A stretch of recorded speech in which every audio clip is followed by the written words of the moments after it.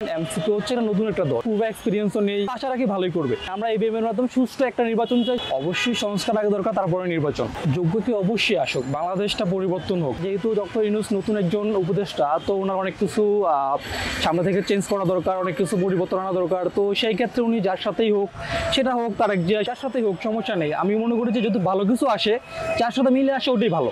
MCP হচ্ছে একটা নতুন একটা দল, এটা তো হচ্ছে এখনো সাংগঠনিকভাবে ওটা গুছানো না। ওদের হাতে দেশ দিলে আসলে ওরা কীরকম ভাবে পরিচালনা করতে পারবে, আমাদের পূর্ব এক্সপিরিয়েন্সও নেই। তো সেক্ষেত্রে আমি সঠিকভাবে বলতে পারতেছি না ওরা কীরকম করবে। তো আশা রাখি ভালোই করবে।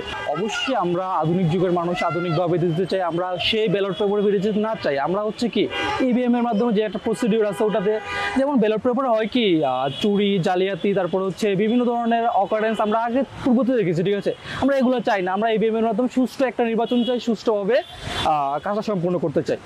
অবশ্যই সংস্কার আগে দরকার, তারপরে নির্বাচন।